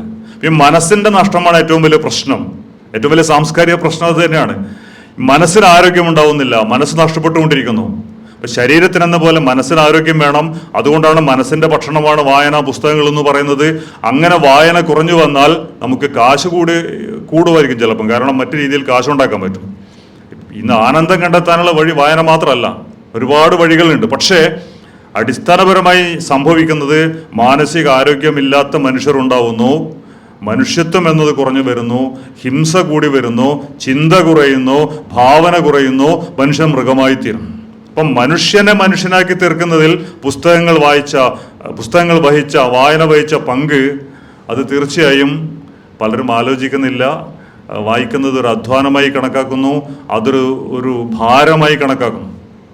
നമുക്കറിയാം, ഏറ്റവും കൂടുതൽ നമ്മളെല്ലാം ആരാധിക്കുന്ന, നമ്മളെല്ലാം സ്നേഹിക്കുന്ന എഴുത്തുകാർ എത്രയോ പുസ്തകങ്ങൾ വായിച്ച ആളുകളാണ്. ഇപ്പം MT വാസുദേവൻ നായർ, ഇവിടെ എന്ന് പറയുമ്പോൾ P ഗോവിന്ദപിള്ള, ഇങ്ങനെയുള്ള മലയാളത്തിൽ തന്നെ പ്രധാനപ്പെട്ട എഴുത്തുകാർ, അവർ വായിച്ച പുസ്തകങ്ങൾക്ക് കയ്യും കണക്കുമില്ല. ഇപ്പം MTയുടെ വായനയെക്കുറിച്ച് EP രാജഗോപാലൻ ഒരു പുസ്തകം തന്നെ എഴുതിയിട്ടുണ്ട്, വായനക്കാരൻ MT. അതിൽ MTയുടെ വായന ലോകത്തെക്കുറിച്ച് പറയുന്നു. MTയുടെ വായന എന്ന് പറയുന്നത് MT തന്നെ പറയുന്നുണ്ട്, എന്തും വായിക്കണമെന്നാണ്. ഒരു റെയിൽവേയുടെ ടൈം ടേബിൾ പോലും കിട്ടിയാൽ വായിച്ചാൽ നമുക്കതിൽ നിന്ന് എന്തെങ്കിലുമൊക്കെ മനസ്സിലാക്കാനുണ്ടാവുമെന്നാണ്. എന്ത് കിട്ടിയാലും വായിക്കുക. ഇങ്ങനെ ഈ വായിക്കുന്നത് ഒരു ശീലമാക്കി തീർക്കുക. MTയുടെ വായനയുടെ ഒരു സവിശേഷത, ലോകത്തെ പല പുസ്തകങ്ങളും ഇന്ത്യയിൽ ആദ്യമായി വായിച്ചത് MT ആണെന്നുള്ളതാണ്. ഏകാന്തതയുടെ 100 വർഷങ്ങൾ. അമേരിക്കയിൽ പോയപ്പോൾ അന്തോണി ബാണി എന്ന് പറയുന്ന ഒരു എഴുത്തുകാരൻ ഇദ്ദേഹത്തിന് ആദ്യമായിട്ട് 1970 ഏകാന്തതയുടെ 100 വർഷങ്ങളുടെ കോപ്പി കൊടുക്കുകയാണ്. ഇന്ത്യയിൽ ആദ്യമായിട്ട് വായിക്കുന്നത് MT ആണ്. എന്നിട്ട് അദ്ദേഹം അതിനെക്കുറിച്ച് കുറിപ്പെഴുതുന്നുണ്ട്. അപ്പം ഇങ്ങനെ ഒരുപാട് പുസ്തകങ്ങൾ, അദ്ദേഹത്തിൻ്റെ പുസ്തക ലോകം എന്ന് പറയുന്നത് തന്നെ നമുക്ക് സങ്കല്പിക്കാൻ പറ്റുന്നതിനപ്പുറമാണ്. എന്നിട്ട് അദ്ദേഹം പറയുന്നുണ്ട്, എനിക്ക് ഏറ്റവും ഇഷ്ടപ്പെട്ട എഴുത്തുകാരൻ ഹെമിംഗ്വേ ആണ്. ഹെമിംഗ്വേ ഇഷ്ടപ്പെടാനുള്ള ഒരു കാരണമായി പറയുന്നത്, ഹെമിംഗ്വേ ഏറ്റവും വലിയ ഫാസിസ്റ്റ് വിരുദ്ധനായിരുന്നു. ഹെമിംഗ്വേ ഹിറ്റ്ലർക്കെതിരെ പോരാടിയ ആളാണ്, മുങ്ങിക്കപ്പലിൽ പോയി പോരാടിയ ആളാണ്. മുസോളിനിക്കെതിരെ ആദ്യമായിട്ട് പത്രത്തിൽ എല്ലാ അന്നത്തെ മാധ്യമങ്ങളും മുസോളിനെ പുകഴ്ത്തിയപ്പോൾ ഇത് രക്ഷകനാണെന്ന് പറഞ്ഞപ്പോൾ ഇയാൾ അപകടകാരിയാണ്, ഇയാൾ സൂക്ഷിക്കണമെന്ന് തൻ്റെ പത്രത്തിൽ എഴുതിയ ആളാണ് ഹെമിംഗ്വേ. എം ടി പറയുന്നുണ്ട്. കാരണം എം ടി ഫാസിസ്റ്റുകളെ വെറുക്കാനുള്ള ഒരു കാരണം, ഫാസിസ്റ്റുകളെ പല കാരണത്താൽ നമുക്ക് വെറുക്കേണ്ടിയിരിക്കുന്നു. കാരണം മനുഷ്യരാശിയുടെ അറിവുകാരാണ് ഫാസിസ്റ്റുകൾ. ഒരു കാരണം, ഫാസിസ്റ്റുകൾ ഇപ്പോൾ ഹിറ്റ്ലർ അധികാരത്തിൽ വന്നിട്ട് ആദ്യം നടത്തിയ പ്രധാനപ്പെട്ട ഒരു പ്രവർത്തനം പുസ്തകം കത്തിക്കൽ മഹോത്സവമാണ്. നമ്മൾ പുസ്തകോത്സവം നടത്തുമ്പോൾ പുസ്തകം കത്തിക്കൽ മഹോത്സവം തെരഞ്ഞുപിടിച്ച് 10,000-കണക്കിന് പുസ്തകങ്ങൾ എടുത്തുകൊണ്ടുവന്ന് തെരുവോരത്ത് തീക്കുണ്ടമൊരുക്കി മന്ത്രം ചൊല്ലി അതിൽ പുസ്തകങ്ങളിട്ട് കത്തിച്ച ഒരു ഹിറ്റ്ലർ, അങ്ങനെയുള്ള മനുഷ്യർക്കെതിരെ പോരാടി എന്നുള്ളതാണ് ഹെമിംഗ്വേക്ക് അദ്ദേഹം കാണുന്ന മറ്റൊരു ഗുണം. അപ്പം ഇങ്ങനെ പുസ്തകങ്ങളെ വെറുക്കുന്ന ആളുകളുണ്ട്, പുസ്തകങ്ങളെ സ്നേഹിക്കുന്ന ആളുകളുണ്ട്. പുസ്തകങ്ങളെ ആളുകൾ സ്നേഹിക്കാൻ തുടങ്ങുമ്പോൾ സമൂഹം നല്ലതായിത്തീരുന്നു, മനുഷ്യർ നല്ലതായിത്തീരുന്നു എന്നുള്ളതാണ്. വായനയുടെ ഒരുപാട് കാര്യങ്ങൾ നമ്മൾ സാധാരണ വായനാ ദിനത്തിനൊക്കെ പറയാറുണ്ട്. ഞാൻ അതിലേക്കൊന്നും കടക്കുന്നില്ല, കാരണം ഇവിടെ ഉള്ള ആളുകളോട് അതൊന്നും പറയേണ്ട ആവശ്യമില്ല. നിങ്ങളെല്ലാം ഇതൊക്കെ അറിയുന്ന ആളുകളാണ്, എഴുത്തുകാരാണ്, വായനക്കാരാണ്. ഏതായാലും പുതിയ കാലത്ത് വായന ലഹരിയായി കൊണ്ടു നടന്നില്ലെങ്കിൽ സംഭവിക്കാവുന്ന അപകടത്തെക്കുറിച്ച് നമ്മളിപ്പോൾ തിരിച്ചറിയുന്നുണ്ട്. കാരണം മനുഷ്യന് നിത്യജീവിതത്തിലെ ഈ ബോറടി മാറ്റാൻ എന്തെങ്കിലും ഒരു ലഹരി ആവശ്യമാണ്. അത് പലതാവാം ലഹരി. അതിൽ തീർച്ചയായും വായന പ്രധാനപ്പെട്ട ലഹരി തന്നെയാണ്. വൈലോപ്പിള്ളി ചേറ്റുപുഴ എന്ന അദ്ദേഹത്തിൻ്റെ പ്രസിദ്ധമായ കവിതയിൽ ഇക്കാര്യം സൂചിപ്പിക്കുന്നുണ്ട്. സാഹിത്യം എങ്ങനെയാണ് ലഹരിയാവുക എന്ന കാര്യം. ബസ്സിൽ ഇങ്ങനെ യാത്ര ചെയ്യുമ്പോൾ ഓരോ കമൻറ്റ് പറയുന്നിട്ട് കവി അതിൽ പറയുന്നുണ്ടല്ലോ. ഇപ്പോൾ ചേറ്റുപുഴ നടന്ന ബസ് അപകടം, അതിന് 1-ാം വാർഷികത്തിന് അതുവഴി മറ്റൊരു ബസ്സിൽ പോകുമ്പോൾ അതിൽ കാണുന്ന കാഴ്ചയാണല്ലോ അദ്ദേഹം അവതരിപ്പിക്കുന്നത്. കാച്ചിയൊരുത്തൻ തമ്പാനിങ്ങനെ കാഴ്ചകൾ മോന്തിയിരുന്നാലോ കാഞ്ഞാണിക്കന് എത്തും മുമ്പേ കവിത തലക്ക് പിടിക്കൂലോ എന്നതിൽ പറയുന്നുണ്ട്. ഈ പുറത്തെ കാഴ്ചകളെല്ലാം മോന്തിയിരുന്നാൽ കാഞ്ഞാണി എന്ന സ്ഥലത്ത് എത്തുമ്പോഴേക്കും തലക്ക് കവിത പിടിക്കുമെന്നാണ്. അത് 2 വാക്കുകൾ, ഒന്ന് മോന്തുക, തലക്ക് പിടിക്കുക. ഇത് രണ്ടും ലഹരിയുമായി ബന്ധപ്പെട്ട വാക്കുകളാണ്, മദ്യവുമായി ബന്ധപ്പെട്ട വാക്കുകളാണ്. ഇപ്പൊ കാഴ്ചകൾ മോന്തിയാൽ കവിത തലക്ക് പിടിക്കും. ഇപ്പൊ കവിത ലഹരിയാണ്, നോവൽ ലഹരിയാണ്, വായന ലഹരിയാണ്, സർഗാത്മകത ഒരു ലഹരിയാണ്. കാരണം ഒരാൾ അദ്ദേഹത്തിൻ്റെ ഇഷ്ടപ്പെട്ട ഒരു ജോലിയിൽ അല്ലെങ്കിൽ സർഗാത്മകത പ്രകടിപ്പിക്കുന്ന ഒന്നിൽ മുഴുകുമ്പോൾ അയാളെല്ലാം മറക്കുകയാണ്. ഒരു ശില്പം ഉണ്ടാക്കുമ്പോൾ അദ്ദേഹത്തിന് ഭക്ഷണം പോലും വേണ്ട, കാരണം അതിൽ മുഴുകുകയാണ്. അധ്വാനം ഒരു കലയായി തീരുകയാണ്. അത് തന്നെയാണ് ലഹരി എന്ന് പറയുന്നത്. അപ്പോൾ ഇന്നത്തെ ലഹരിയുടെ ഈ ഭീകരത നമ്മെ വേട്ടയാടുന്ന സന്ദർഭത്തിൽ തീർച്ചയായും വായന എന്ന ലഹരിയിലേക്ക് ആളുകൾ എത്തേണ്ടതുണ്ട് എന്നത് പ്രധാനപ്പെട്ടതാണ്. നേരത്തെ ടീച്ചർ പറഞ്ഞതുപോലെ വായനയുടെ ആനന്ദം, വായന ആനന്ദം തരുന്നു, അറിവും തരുന്നു. അറിവുണ്ടോയെന്ന് വെച്ചാൽ ഇന്ന് അറിവ് ധാരാളമുണ്ട്. പക്ഷെ എന്ത് അറിവാണെന്ന് വെച്ചാൽ നമ്മുടെ ജീവിതവുമായി ബന്ധപ്പെടുന്ന എന്തറിവ് അതിലുണ്ട്. ആർക്കോ ലാഭമുണ്ടാക്കാനുള്ള അറിവുകൾ മാത്രം. ഞാൻ താമസിക്കുന്ന ഇവിടെ പാറ്റൂർ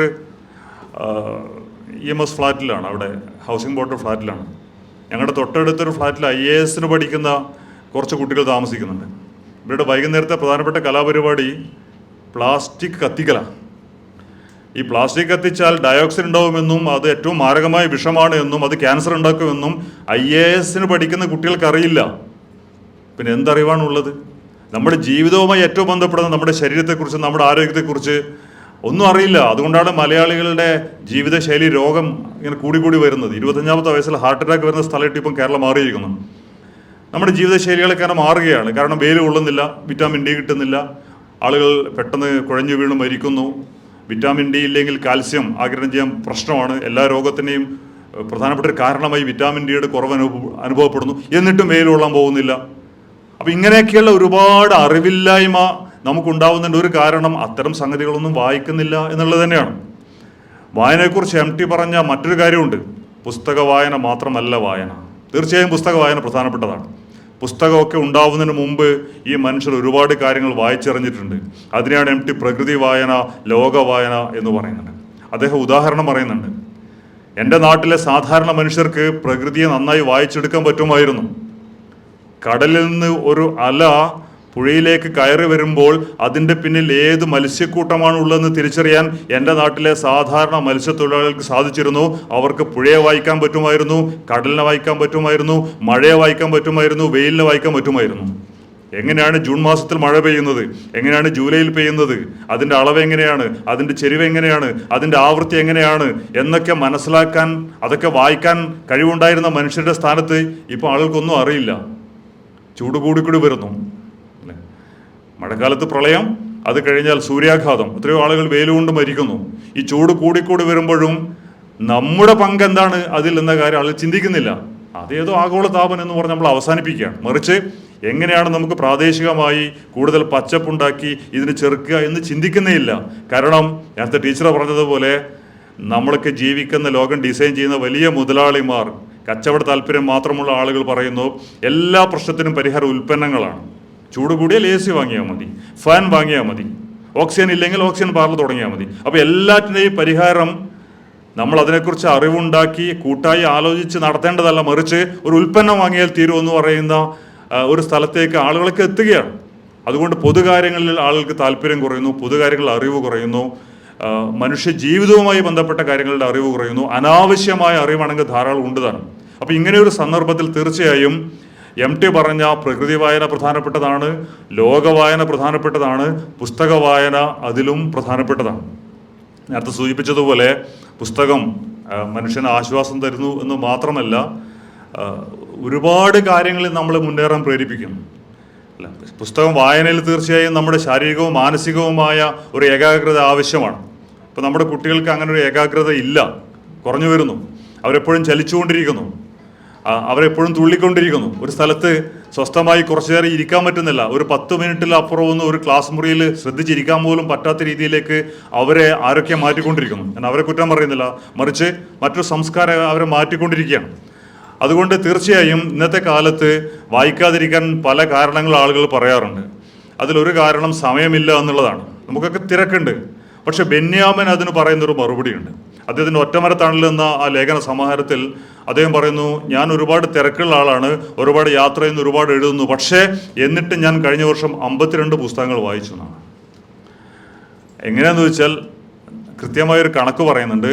ഒരു ദിവസം 1 മണിക്കൂർ വായിക്കാൻ മാറ്റിവെച്ചാൽ ഒരു വർഷം 56 പുസ്തകം വായിക്കാൻ പറ്റുന്നു. ശരാശരി ഒരു പേജ് വായിക്കാൻ 2 മിനിറ്റ് എന്ന് കൂട്ടിയാൽ അത്രയും പുസ്തകം വായിക്കാൻ പറ്റും എന്ന് അദ്ദേഹം പറയുന്നു. ഇനി നിങ്ങൾക്ക് അരമണിക്കൂർ മാത്രമേ വായിക്കാൻ പറ്റൂ എങ്കിൽ തീർച്ചയായും നിങ്ങൾക്കൊരു 25 പുസ്തകം ഒന്ന് വായിക്കാൻ ഒരു പ്രയാസമില്ല. നമുക്കെല്ലാവർക്കും നമ്മുടെ ജീവിത രീതിയിൽ അത് വരണം, നമ്മുടെ ജീവിത ശൈലിയിൽ വരണം. നമ്മൾ ഭക്ഷണം കഴിക്കുന്നത് പോലെ, നമ്മൾ കുളിക്കുന്നത് പോലെ, വസ്ത്രം ധരിക്കാൻ സമയം ഉപയോഗിക്കുന്നത് പോലെ കുറച്ച് സമയം പുസ്തക വായനക്കും മാറ്റിവെച്ചേ പറ്റൂ. അതെല്ലാവർക്കും സാധിക്കും. അത് PSCക്ക് ജോലി കിട്ടാൻ വേണ്ടി മാത്രമല്ല പുസ്തകം വായിക്കേണ്ടത് എന്ന് ബെന്യാമിൻ അടിവരയിട്ട് പറയുന്നു. തീർച്ചയായും ഇത്തരം സംഗതികൾ, ഈ വായന തുടങ്ങിയ സംഗതികൾ കുറഞ്ഞു വരുന്നതനുസരിച്ച് സമൂഹം അക്രമാസക്തമായി തീരുന്നു, മാനസിക ആരോഗ്യമില്ലാത്ത അവസ്ഥയിലേക്ക് എത്തുന്നു. അതുകൊണ്ട് ആരോഗ്യകരമായ ജീവിതത്തിൻ്റെ ഒരു മരുന്ന് കൂടിയായി പുസ്തക വായന എന്നതിനെ നമ്മൾ എടുത്തു പറയേണ്ടിയിരിക്കുന്നു. ഈ പുസ്തകത്തിന് ആഘോഷം എന്നത് ഇത്തരം കാര്യങ്ങളൊക്കെ നമുക്ക് ചിന്തിക്കാനുള്ള ഒരു വേദി കൂടിയായി മാറിയിരിക്കുന്നു എന്ന് മാത്രം സൂചിപ്പിച്ചുകൊണ്ട് ഞാൻ അവസാനിപ്പിക്കുന്നു. നന്ദി, നമസ്കാരം. പുസ്തക ദിനത്തിൻ്റെ സർഗാത്മകമായ ഒരു ചർച്ചയ്ക്ക് ആണ് ഇത് വഴിവെച്ചിരിക്കുന്നത്. ആരോഗ്യപൂർണമായ ജീവിതത്തിന് ഒരിക്കലും തന്നെ പുസ്തകത്തെ മാറ്റിവെക്കാൻ പറ്റില്ല എന്ന ഒരു കാഴ്ചപ്പാട് കൂടെയാണ് ഡോക്ടർ ജിനേഷ് കുമാർ എരമം ഇവിടെ പ്രസ്താവിച്ചിരിക്കുന്നത്. അങ്ങേക്ക് വളരെയധികം നന്ദി. എഴുത്തുകാരനായ ശ്രീ സുരേന്ദ്രൻ ചുനക്കര, അദ്ദേഹം നിരവധി പുസ്തകങ്ങളുടെ രചന നിർവഹിച്ചു കഴിഞ്ഞു. ഈ ചടങ്ങിൽ അങ്ങയെ സ്വാഗതം ചെയ്യുന്നു. വേദിയിലും സരസിലും ഇരിക്കുന്ന വിശിഷ്ടരായ വ്യക്തികളെ, പ്രിയമുള്ളവരെ, എല്ലാവർക്കും നമസ്കാരം. ഒരു ദീർഘ പ്രഭാഷണത്തിനുള്ള വേദിയല്ല എന്നെനിക്കിത് തോന്നുന്നുണ്ട്. എല്ലാവരും എത്രയും പെട്ടെന്ന് പോകാനുള്ള ഒരു മാനസികാവസ്ഥയിലാണെന്നും ഞാൻ മനസ്സിലാക്കും. ഇന്ന് പുസ്തക ദിനം, ലോക പുസ്തക ദിനമാണ്. ഇവിടെ ആദ്യം കൊടുത്തിരുന്ന ടാഗ് ലൈൻ എന്ന് പറയുന്നത് വായന ലഹരി, വായനയാണ് ലഹരി എന്നുള്ളതായിരുന്നു. അത് മാറ്റിയിട്ടിപ്പോൾ വായനയെ പ്രണയിക്കാം എന്നാണ് ആക്കിയിരിക്കുന്നത്. കുഴപ്പമില്ല, പ്രണയവും ഒരു ലഹരി തന്നെയാണ്. നമ്മൾ ഈ പുസ്തക ദിനത്തെക്കുറിച്ച് ആലോചിക്കുമ്പോൾ രണ്ട് മഹാവ്യക്തിത്വങ്ങൾ, മഹാപ്രതിഭകൾ നമ്മുടെ മനസ്സിലേക്ക് വരുന്നുണ്ട്. ഒന്ന് ഷേക്സ്പിയർ, രണ്ട് സെർവാന്റിസ്. ഈ രണ്ടുപേരുടെയും ചരമദിനമാണ് ഏപ്രിൽ 23. അങ്ങനെയാണ് 1995 യുനെസ്കോ ഇവരുടെ ചരമദിനം ലോക പുസ്തക ദിനമായി ആചരിക്കണമെന്ന് തീരുമാനിക്കുന്നത്.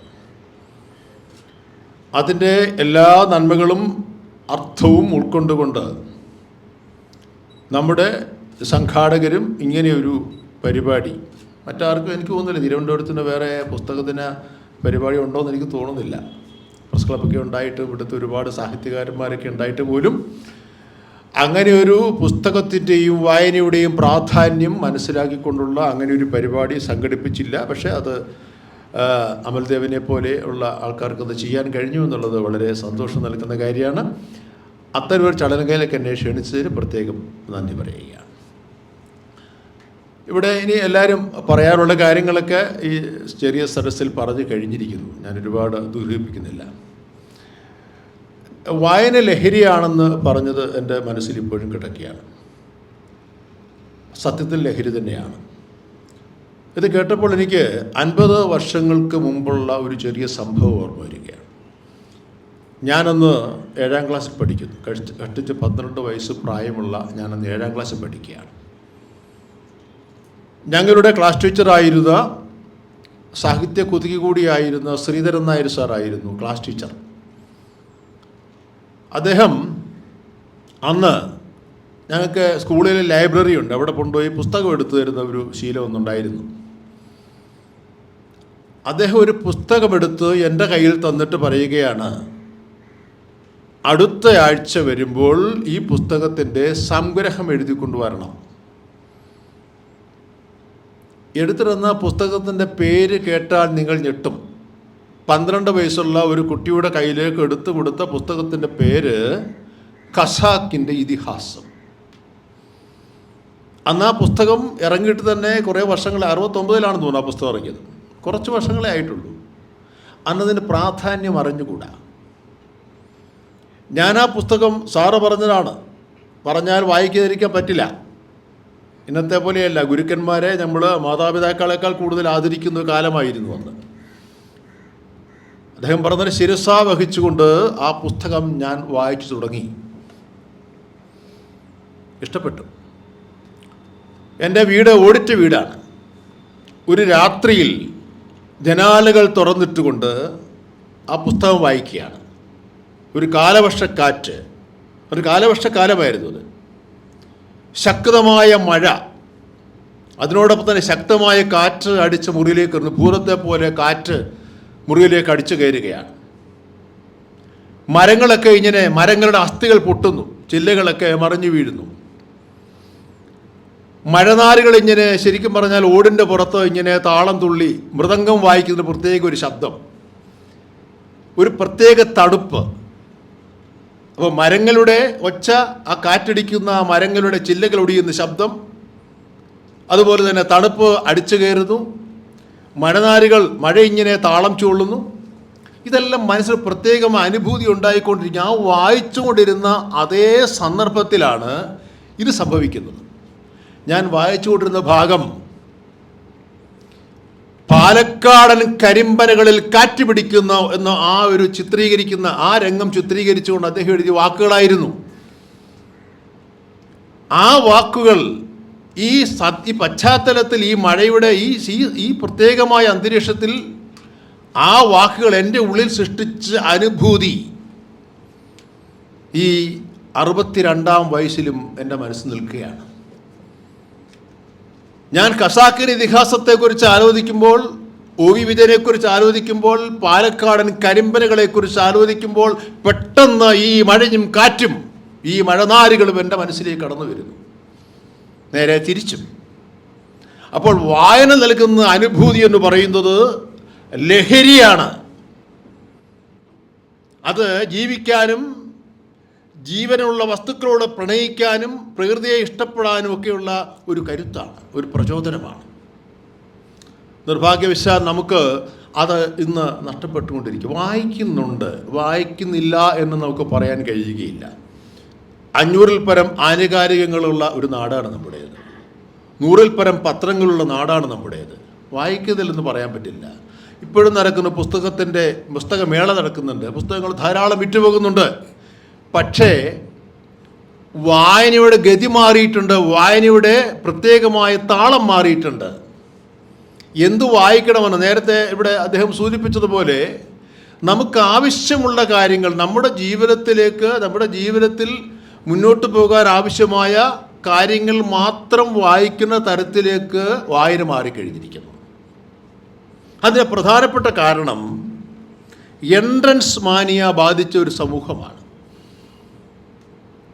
കുട്ടികളുടെ കഴുത്തിൽ കൊടിലം തൂക്കി നടക്കുന്നതാണ് ഏറ്റവും വലിയ മഹത്തരമായ കാര്യമെന്ന് ചിന്തിച്ചിട്ടുള്ള മാതാപിതാക്കൾ ഉണ്ടാക്കിയെടുത്ത, അങ്ങനെ സൃഷ്ടിച്ചെടുത്ത ഒരു ലോകമാണ് നമ്മെ വായനയിൽ നിന്ന് അകറ്റിക്കളഞ്ഞത്.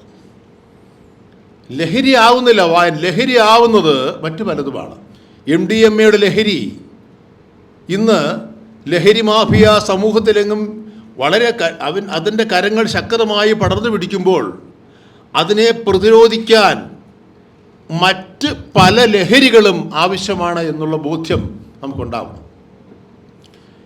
എന്നെ സംബന്ധിച്ചിടത്തോളം എന്നെപ്പോലെയുള്ള എൻ്റെ തലമുറയിൽപ്പെട്ടവരെയൊക്കെ തന്നെ ഈ ലഹരിയിൽ നിന്ന് രക്ഷിച്ചെടുത്തത് വായന ലഹരിയാക്കി മാറ്റിയത് കൊണ്ടാണ്. പുസ്തകം ലഹരിയാക്കി മാറ്റുന്നു. പലതരം ലഹരികൾ നമ്മുടെ ചുറ്റിലുമുണ്ട്. നമ്മളിപ്പം ഉദാഹരണം പറഞ്ഞാൽ നമ്മൾ പറയുന്നത് MDMA മാത്രമല്ല ലഹരി എന്ന് പറയുന്നത്, അല്ലെങ്കിൽ മദ്യപാനം മാത്രമല്ല, കഞ്ചാവ് മാത്രമല്ല, പുകയില മാത്രമല്ല, ജങ്ക് ഫുഡ് കഴിക്കുന്ന, നേരത്തെ അദ്ദേഹം ഒരു ആരോഗ്യകരത്തിൻ്റെ കാര്യം സൂചിപ്പിച്ചു, ജങ്ക് ഫുഡ് കഴിക്കുന്ന ലഹരിയാണ്. സ്ക്രീൻ ടൈം, അതായത് നമ്മളെപ്പോഴും സ്മാർട്ട് ഫോൺ നോക്കിയിരിക്കുന്ന ലഹരിയാണ്. വൈകുന്നേരത്തെ സീരിയൽ മുന്നിടുന്ന 1200 1400 എപ്പിസോഡുകൾ കണ്ടുകൊണ്ടിരിക്കുന്ന സ്ത്രീകളെ സംബന്ധിച്ച് അത് ലഹരിയാണ്. അഡിക്റ്റ് ആകുകയാണ് നമ്മൾ. ആ അഡിക്ഷൻ്റെ നമ്മൾ കുറ്റം പറയേണ്ട കാര്യമാണെന്നറിയാമോ? നമ്മൾ കുറ്റം പറയേണ്ടത് ഒറ്റയാളേ ഉള്ളൂ.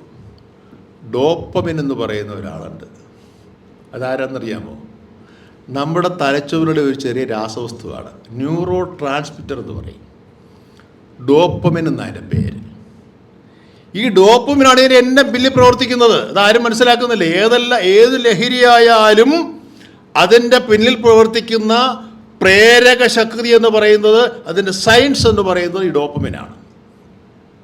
ഡോപ്പമിൻ ഉണ്ടാകുന്നത്, ഡോപ്പമിൻ കൂടുതൽ കാണപ്പെടുന്ന ശരീരത്തിൽ തലച്ചോറ് പ്രത്യേക ഭാഗത്തിൻ്റെ പേരുണ്ട്. ആ പേരെന്തെന്നറിയാമോ? ഏതാണ്?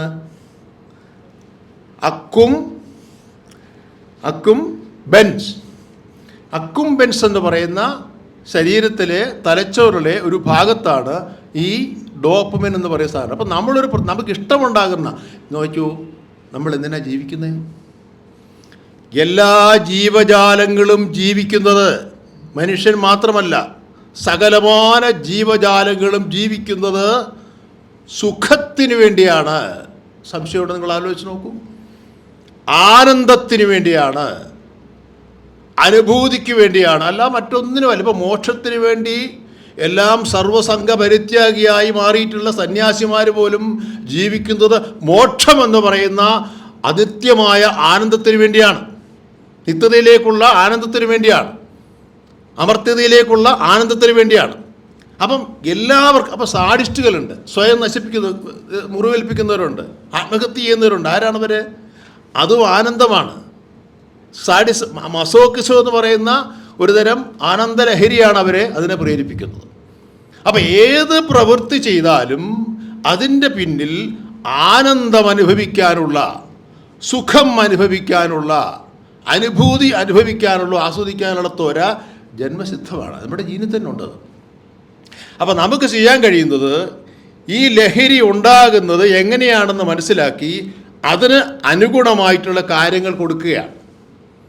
MDMA കഴിച്ചാൽ കിട്ടുന്ന ആനന്ദം അതിലുപരിയായി ഒരാനന്ദമുണ്ടാക്കാൻ മറ്റു വസ്തുക്കളെ റീപ്ലേസ് ചെയ്യാൻ കഴിയുമെങ്കിൽ, അത് പറഞ്ഞു കൊടുക്കാൻ കഴിയുമെങ്കിൽ, അവിടെയാണ് നമ്മുടെ തലമുറയെ നമുക്ക് നേർവഴിക്ക് നയിക്കാൻ സാധിക്കുക. ഡോപ്പമിന് നമുക്ക് അതിനെ സയൻറ്റിഫിക്കായിട്ട് പറയുകയാണെങ്കിൽ അവനെ രണ്ട് നല്ലതിനും ചീത്തനും വേർതിരിക്കാൻ പറ്റില്ല. പക്ഷെ നമുക്കതിൻ്റെ ഫലത്തെ അനുസരിച്ച് നോക്കുമ്പോൾ ചീത്ത ഡോപ്പമിനെന്നും നല്ല ഡോപ്പമിനെന്നും പറയാൻ പറ്റും. മദ്യം കൊണ്ട് കിട്ടുന്നത് ചീത്ത ഡോപ്പമിനാണ്, പുകവലി കൊണ്ട് കിട്ടുന്നത് ചീത്ത ഡോപ്പമിനാണ്, MDMA കൊണ്ട് കിട്ടുന്നത് ചീത്ത ഡോപ്പമിനാണ്. അതിൻ്റെ സ്ഥാനത്ത് നമുക്ക് നല്ല ഡോപ്പമിൻ ഉണ്ടാക്കാൻ സാധിക്കണം. ഇന്ന് രാവിലെ കുട്ടികളുടെ വാർത്ത വന്നല്ലോ, IAS കിട്ടിയ കുട്ടികൾ IAS സ്വപ്നം അവരുടെ മനസ്സിലിട്ടുകൊണ്ട് അതുണ്ടാക്കുന്ന ഡോപ്പമിൻ, ആ വിജയത്തിൻ്റെ ആഹ്ലാദത്തിനുണ്ടാകുന്ന ഡോപ്പമിൻ, അതുപോലെ നേട്ടങ്ങൾക്ക് വേണ്ടി ഡോപ്പമിൻ, ശരീരത്തിൻ്റെ ആരോഗ്യം സംരക്ഷിക്കുന്ന വഴിയുള്ള ഡോപ്പമിൻ, അങ്ങനെ അത്തരത്തിലുള്ള നന്മ ചെയ്യുമ്പോഴുണ്ടാകുന്ന ഡോപ്പമിൻ, മറ്റുള്ളവരെ സഹായിക്കാൻ കിട്ടുന്ന ആനന്ദം ഉണ്ടാകുന്ന ഡോപ്പമിൻ, അത്തരം ഡോപ്പമിനാണ് വായന അതിനുള്ള പ്രേരക ശക്തിയായി തീരുമ്പോൾ മാത്രമേ നമുക്ക് നല്ലൊരു സമൂഹത്തെ, നല്ല ഡോപ്പമിൻ ഉണ്ടാക്കുന്ന സമൂഹത്തെ നമുക്ക് സൃഷ്ടിക്കാൻ സാധിക്കുകയുള്ളൂ.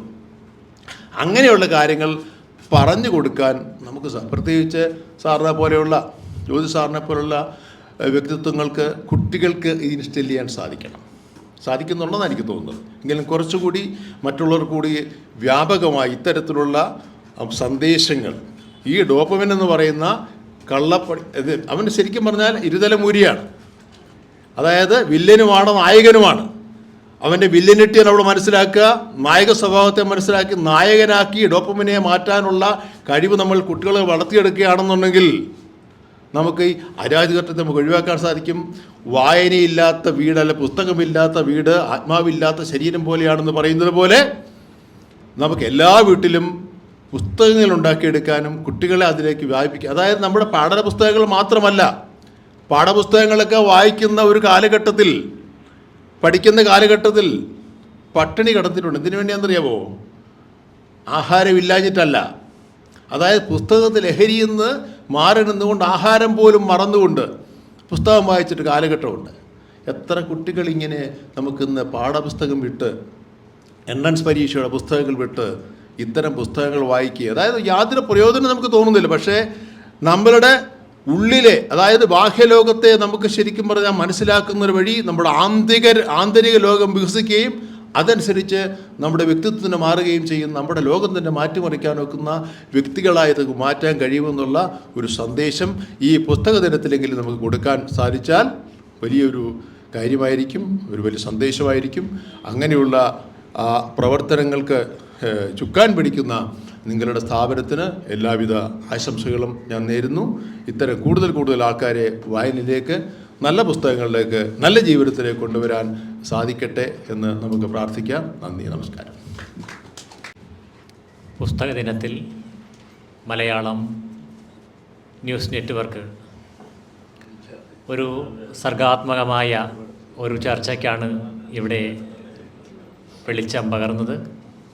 ഇതിൻ്റെ പ്രവർത്തകർക്ക് എല്ലാവിധ ഭാവുകങ്ങളും നേരുന്നു. ഇവിടെ നമ്മുടെ ചടങ്ങ് ഔപചാരികമായിട്ട് അവസാനിപ്പിക്കുകയാണ്.